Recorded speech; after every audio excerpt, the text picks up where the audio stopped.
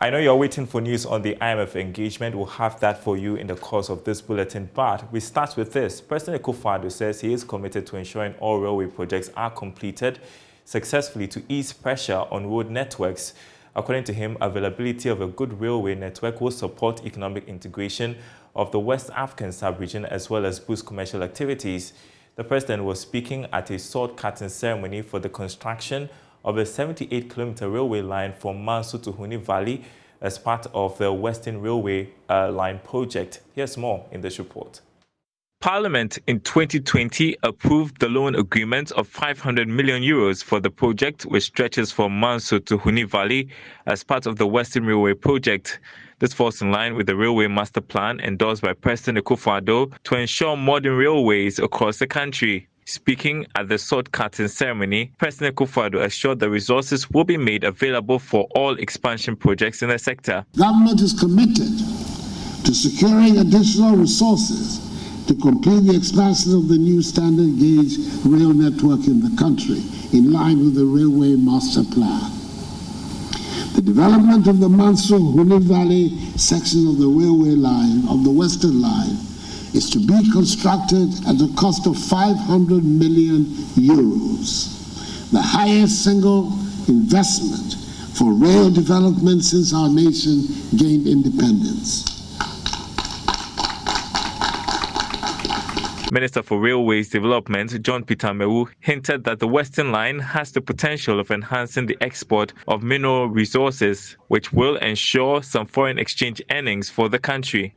The project, when successfully completed, will link the expanded Takoradi port to a more efficient standard gauge railway line for the effective transportations of cargo as well as passengers. Other economic benefits of the projects, which I think most of you all are aware already, include the reductions of pressure on our road network, thereby reducing the early deteriorations and hence increasing the lifespan of the road. The transportations of freight, including minerals and bulk commodities along the Western Corridor, is predominantly by means of road network due to the state of the railway currently. Currently, only a small proportion of the manganese from Unsuta mine is transported by rail to the port of Takoradi. The Western Line has a very huge potential in terms of haulage of both liquid and bulk cargo materials.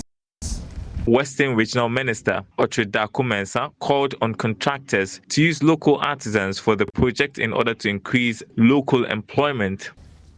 All that I want to ask of the contractor is that don't import workers. We have enough workers in the Hoho district. We have enough workers in the Takwai Swayim district. We have enough workers in the Sekedi Takrade district to do this work all the way to Prisia Huni Valley.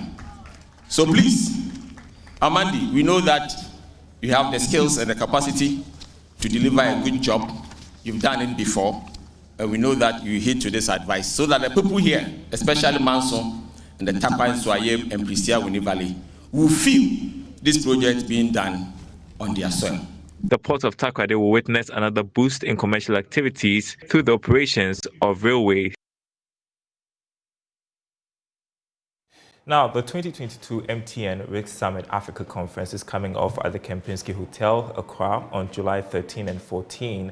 The conference, organized by leading cybersecurity and risk consulting firm Innovari, with support from Joy Business, presents a unique learning platform for chief executives, mid to senior level executive of risk, ethics, compliance, audit, legal strategy, as well as board members of risk and compliance committees to get a solid grip of managing risks for business value. I'm joined in studio by Ebo Richardson, who has over 25 years of experience in technology risk exchange strategy, working across various industries. He's also a member of the Innovari board. With a look ahead to the summit, great to have you in studio. So I want to first begin with how exposed corporate Ghana is to risks, and tell us a bit more about risk practice here in Ghana. Sure, thank you very much. It's a pleasure to be here.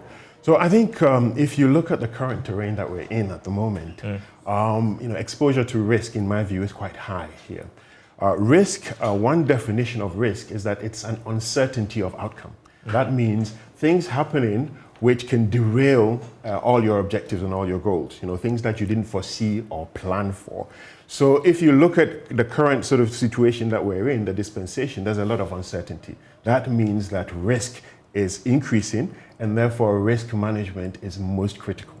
Right. So that is the current sort of dispensation that we're in, and this is why risk management in particular is something that must get more attention. Well, we didn't foresee the COVID-19 pandemic. Businesses didn't also foresee the Russia-Ukraine war. And so that makes it very timely that we are talking about risks, especially with businesses struggling during these times of harsh economic conditions. And so let's take a look at this summit and what in particular you're going to address, what sort of impact you're hoping to make. Okay, so I think the summit intends to bring about a broad sort of risk management conversation around how you manage risk during uncertain times, how you ensure resilience, both of technology elements, but also of business as a whole. And it intends to bring a lot of expertise. So many experts come in to share some of their own insights and experiences on how this can be done well. In my view, when risk management is practiced effectively, it not only protects, but it also enables and empowers. And I think that is what we're looking to bring to bear at the summit with all the experts that are arranged to share some very useful insights with the audience. Yeah, and I know that Innovari Ghana has played a critical role in this space. Tell me about your experience over the years, your engagement with businesses, and the sort of impact that Innovari has had in terms of managing risks. Sure. Innovari, in my opinion, has been quietly and diligently working with various organizations, various individuals to improve how not only risk management is applied and practiced in Ghana, but to help businesses as a whole. Because when risk management is done well, there is a net positive effect for organizations as a whole. And we've been doing this for a number of years. I've been with Innovari, first initially as a partner trainer, one of the network of experts that has helped Innovari train a lot of people and bring value to many organizations. And then subsequently in 2008, joining the board to help steer Innovari, its growth trajectory as well. And I think, what we really bring to bear is a number of things. First of all, as I said, expertise. Apart from our own internal experts that we have, developed over the years, we also capitalize and leverage on an extensive international network of experts, myself included, in Kenya, in Nigeria, in the UK, in South Africa, to make sure that we can bring the best value to the services that we provide for our clients and for our partners and for those other associations that we have. And over the years, that's what we've done. And we've brought it to the level where now we want to, impact corporate Ghana in a more positive way, particularly at this time when we have so much uncertainty and risks are likely to go through the roof as a result. All right, I'm told that you're going to be one of the speakers. You may be one of the speakers for the event. What are you going to be speaking on? Well, I'm a change manager. I'm a change maker. What I do is to make sure that when change is delivered effectively. And one of the interesting things about change is that change comes with risk. There is no change that doesn't have an element of risk associated with it. And we are in a time of unprecedented change. Things are changing so fast that you need to manage risk very carefully and very sensibly in order to make sure that you don't fall in a pit. So what I'd like to focus on next week when we have the summit is resilience, which is having inner strength, core, during rapidly changing times. And I hope that will be a useful conversation to have with all the participants. You talk about the fact that we are in a time of change. You talk about resilience. I just want you to talk a bit more about why this summit is important for businesses, especially during these times. So we are seeing changes. We are seeing things I don't want to say for the words. I'm just trying to be careful with my words here. Why should any business be interested in this? Okay. So earlier on, I defined risk as an uncertainty of outcome. Let me use an analogy that I used many years ago during a conversation I had on risk management.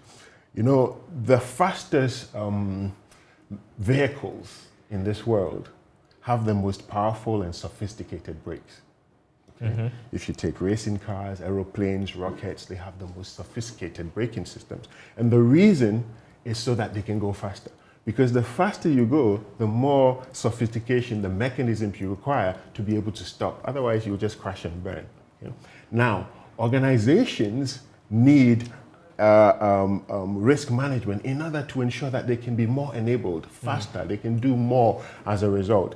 And therefore, even without difficult times, organizations require risk management. That is where enterprise risk management and all its elements come in.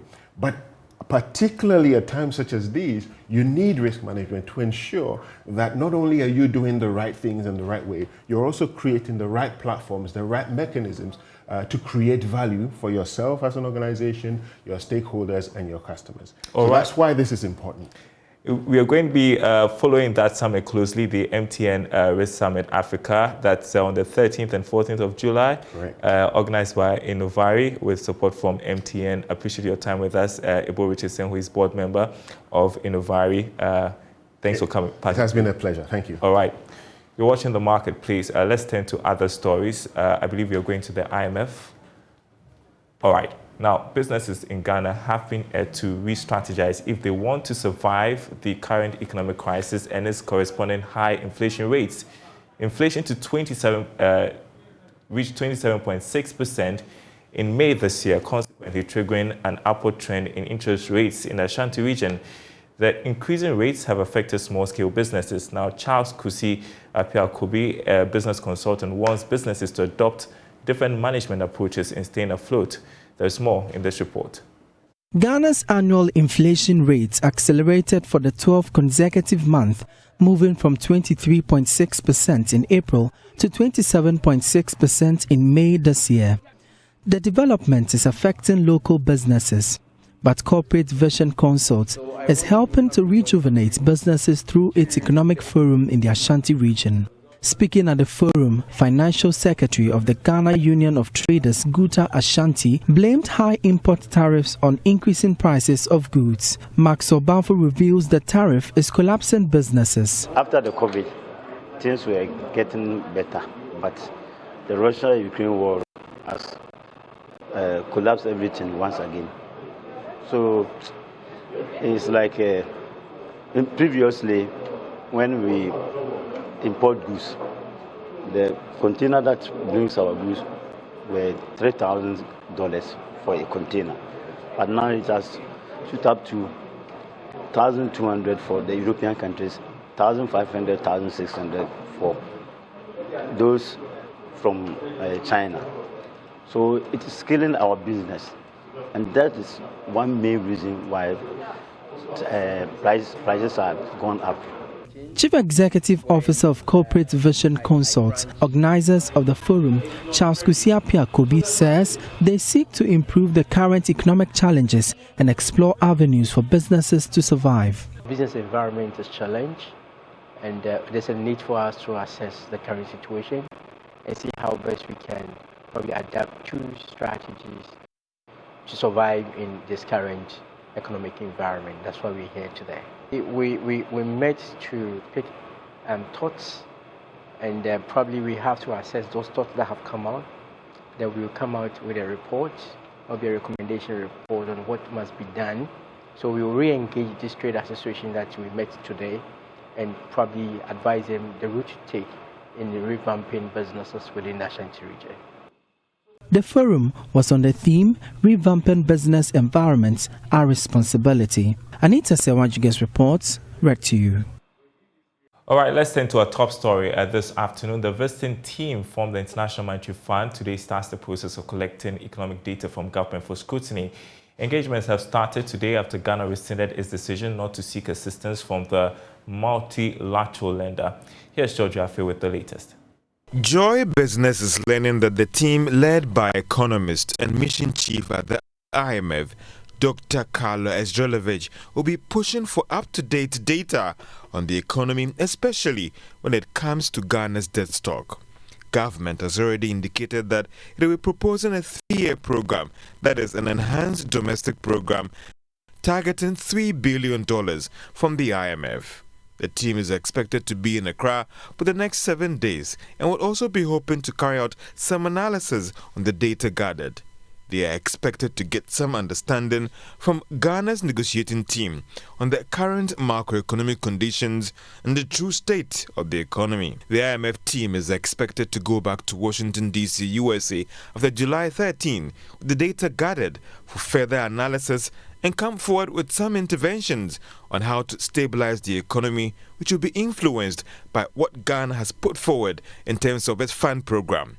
Sources say this visit by the IMF is not aimed at starting negotiations for a full program, but purely based on data collection and analysis, and giving them an opportunity to meet the President, Vice President Dr. Mahamadou Bawumia, and the negotiating team, which is led by Finance Minister Ken Ofori-Atta, some civil society groups, as well as Parliament's Finance Committee. All right, and so we're told in the last hour so that the meeting was going to start at 12:30, and so as we talk, we anticipate that the meeting has begun. That's the update. In studio with me to discuss what to expect in the coming days is Yao Late, who is partner at accounting and auditing firm Deloitte Ghana. And so this is the beginning of a process that is going to last a few more months. So what should we expect around this time? What is going on? We are told that there's data collection going on, data gathering going on. Yeah, so it's a mutual engagement. The IMF program, it's a three-way affair. So it's like a process that you go through. And so you first get a staff level approval, you get the IMF executive approval, and then you go to the board. Now, before the staff approval is granted, you engage the IMF staff, which is what has started now. And so within a period of about 3 to 6 months, you expect this engagement to be going on. And the idea or the purpose of it is for the parties to exchange data and also government to present proposals, some of which are driven by the homegrown policies they mentioned. What is expected to happen is that given that our process or our decision to go to IMF took a bit longer than expected, some of the numbers or the data that we are seeing today relative to what we subscribed to in 2015 are looking a bit worse than the 2015 data, particularly on the debt level. Our debt level is elevated now. So in 2015, when we went on the program, our debt to GDP was 66%. Currently, as we speak, it's close to 80%. So that's one. And then we also have inflation. Our inflation, it's about 27% now. In 2015, it was about 16%. So you can see that there are some specific indicators that have gone, or let's say worse. And so government or the engagement may take longer. Right. Because the process is that the longer you take to subscribe onto the program, the worse your situation will be. And if your situation is a bit difficult, you take longer in the process of signing. So Bloomberg's latest reporting is that Ghana may seek as much as $1.5 billion from the IMF. I remember that the information minister talked about $3 billion. And so I don't know whether the government is lowering its expectations, but is $1.5 billion enough? Looking at where we find ourselves, I think you need a fund program for a short-term measure. If you look at historically, we go for Eurobond to support our budget. And the Eurobond has ranged between 1.5 to 2 billion. So a fund program will give you a short-term budgetary support. But as to whether that's enough will depend on the conditionalities that are tied to, because part of the conditionalities will require that we cut down on expenditure. So if you're going to cut down on some specific expenditure and maybe suspend or put on hold some social intervention programs, that is putting a strain on government budget, then I think the 1.5 will be enough.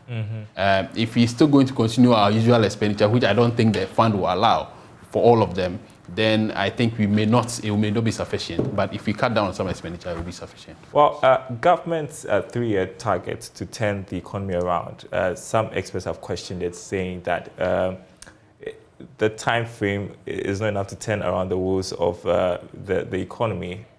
What is your thought on that? Yeah, I think if you look at the indicators as we have now, particularly our debt level, it's going to take a long time. And we are looking at 2-3 years and beyond. we cannot address the debt level situation within a short period of time. If you remember, once we signed on to HIPIC took us about 5 years to reach completion point. That reduced our debt level from, let's say, about $4 billion to under $1 billion. So for 5 years, you reduce your debt level. Now we are $54 billion in debt level. So how much are you going to reduce to get to a level where it's sustainable? I don't think a year or two will be sufficient.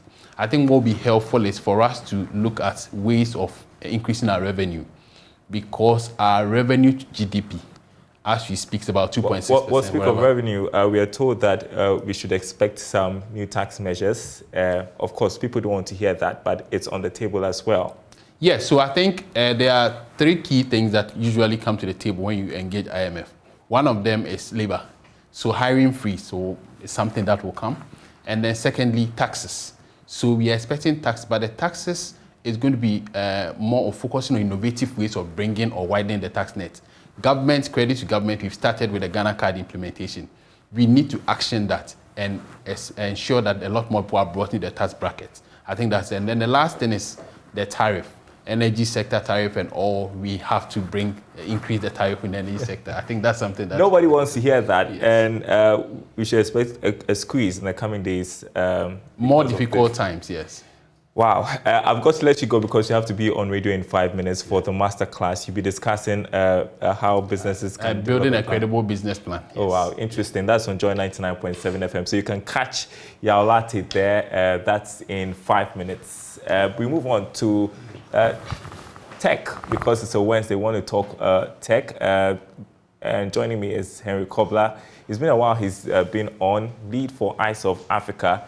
Great to see you this afternoon, Henry. So let's get straight to it. Africa's fintech industry is seeing a boom, and we have an example in Ghana's fintech FIDO, which has raised $30 million to roll out new products and expand in Africa. So first, tell us about FIDO and how that fintech operates.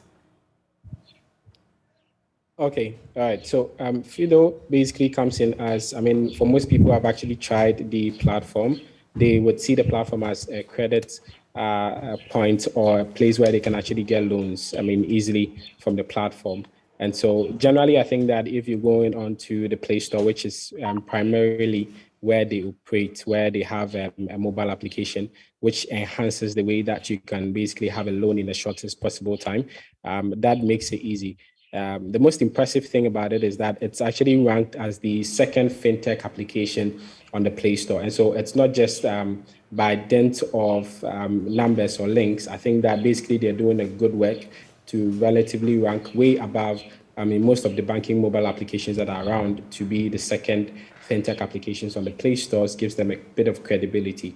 I think that what has given them the edge to be able to raise this amount of money is because the sector basically is sort of looking at how people could get be inclusive to get loans easily without having to go through the collateral systems and all of that. And again, I think that the value to which they actually attach in terms of the credibility score for a particular loan application seems to be a bit high, and so their recovery rate seems to be very impressive in terms of the books. And so I think that that's why they would have such an amount being thrown to them for a huge expansion in their vision. Interesting stuff. Next, millions of iPhone users could be eligible for payouts following the launch of a legal claim accusing Apple of secretly slowing the performances of older phone. Does this claim, does it have any basis at all, Henry? Yes, it does. So if you recall, in 2020, Apple had actually been sued almost about $113 million already. It actually declined to making comments to this, but it just mentioned that anybody could just make assumptions to this. But this comes on with almost about 33 states in the US all making claims that Apple is intentionally slowing the phones. And so, yes, it could have a lot of basics because Apple actually makes almost about 85% of its revenue from selling new phones. And so if that becomes your biggest revenue model, slowing down on old phones relatively gets people to have the anxiety to move on to the next iPhones which is always pricey, but basically gives some sort of value. And so the whole point is really not about the phones themselves. It's actually the intention to slow the phone. And this comes in with a lot of history with the battery gates. But yes, I mean, there's a lot of history to it. There's a lot of claims to it. And I think that they would actually find themselves in quite a bit of payout, I mean, this time around. And we've got a minute left, so I want to talk about the cryptocurrency market because a few weeks ago we saw the market crash. How is recovery looking like? So recovery really is also again on the edge. I'm not seeing a better look for it in the next 3 months. I think that based on quite a number of factors I might not be able to mention. Okay. Henry Koblat there, unfortunately, you froze, but that's all the time we have this afternoon. We'll continue the conversation next week. That's the marketplace. Thanks for watching, everyone. More news on our website, myjoyonline.com/business. My name is Daryl. Kwawu. Thanks for watching.